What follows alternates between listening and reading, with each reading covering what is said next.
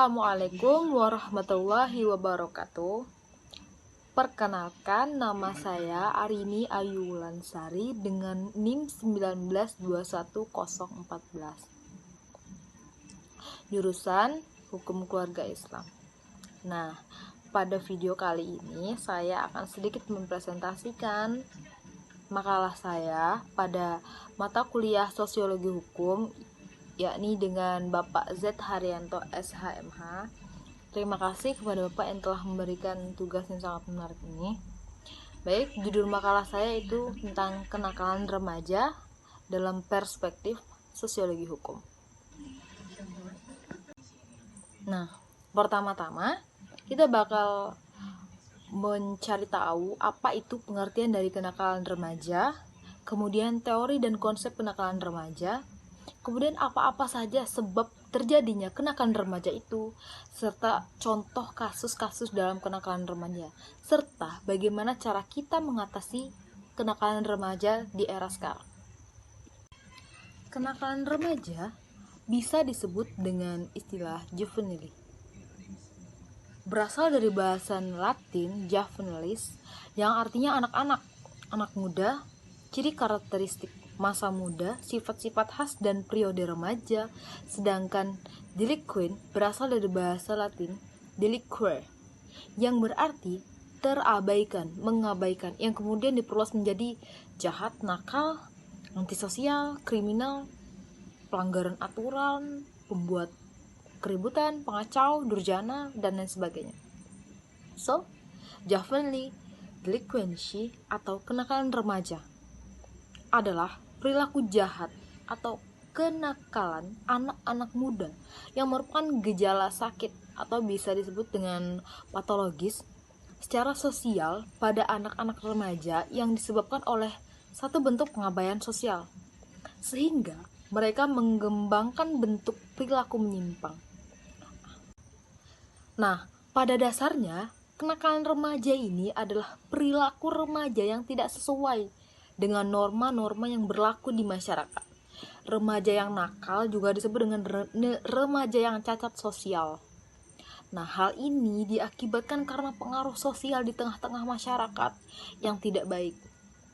Kenakalan remaja biasanya berbentuk kelainan tingkah laku yang bersifat antisosial, melanggar norma sosial, norma agama, dan ketentuan-ketentuan yang berlaku di dalam masyarakat. Nah, dari segi hukum, kenakalan remaja ini dapat dikelompokkan menjadi dua kelompok yang berkaitan dengan norma-norma hukum.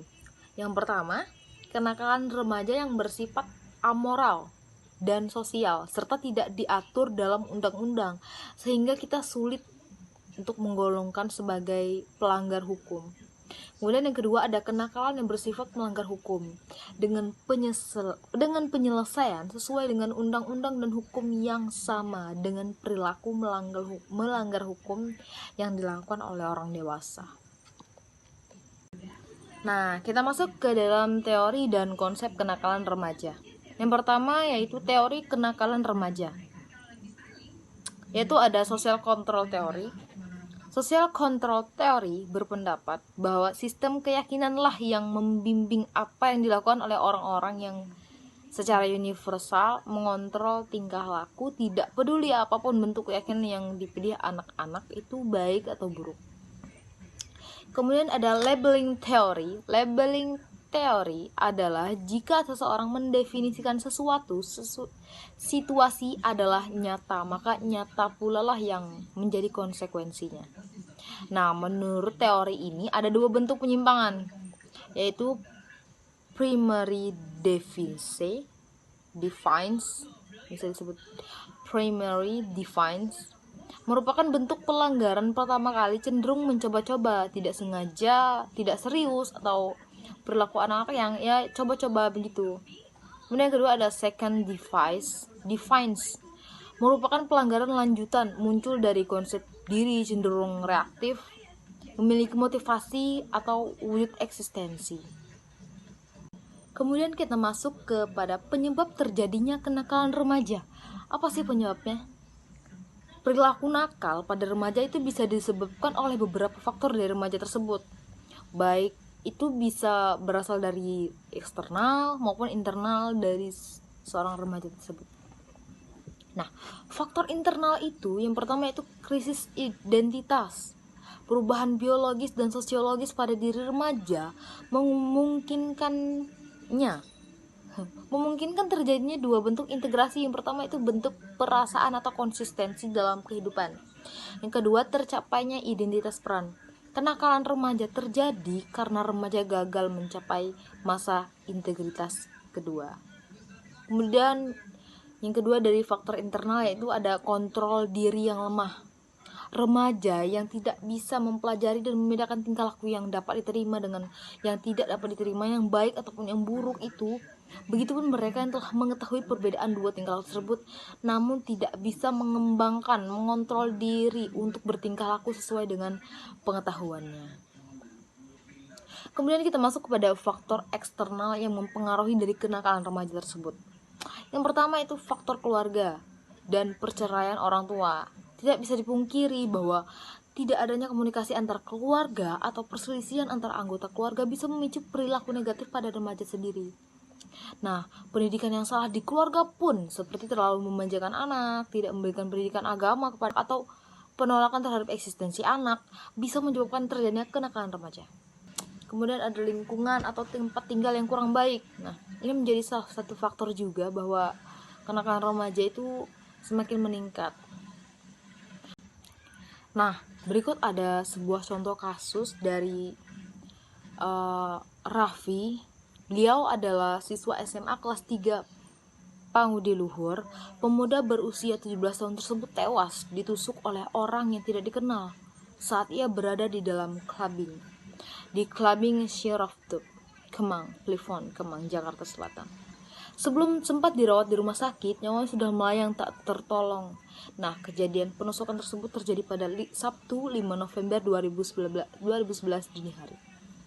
Nah, ini merupakan contoh lunturnya nilai-nilai moral, norma sosial yang tidak dipegang, serta kurangnya penanaman nilai-nilai norma hukum yang disampaikan oleh keluarga sejak dini.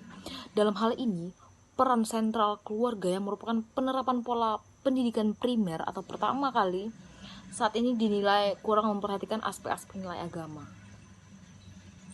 Nah, selanjutnya kita masuk kepada pembahasan terakhir, yaitu cara mengatasi kenakalan remaja.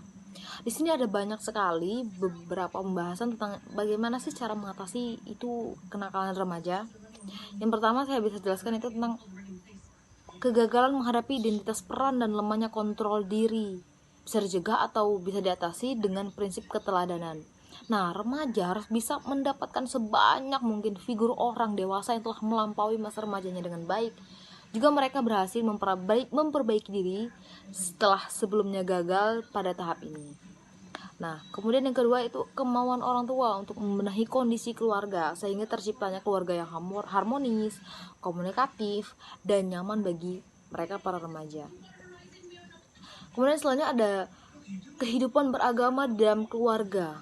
Nah, ini juga menjadi salah satu cara agar kita untuk mengatasi bagaimana itu maraknya kenakalan remaja pada zaman sekarang ini. Kemudian ada selain mengarahkan ke tempat-tempat yang baik, nah, orang tua juga bisa mempercayakan anaknya untuk memiliki sebuah tanggung jawab. Kemudian dengan berilah ia pengertian dahulu, penjelasan dahulu, sekaligus berilah contoh sebelum memerintah, begitu. Nah, sekiranya itu yang bisa saya sampaikan. Terima kasih atas perhatian, waktu, dan kesempatan telah melihat video ini. Saya akhiri dengan wabillahi taufiq wal hidayah. Wassalamualaikum warahmatullahi wabarakatuh.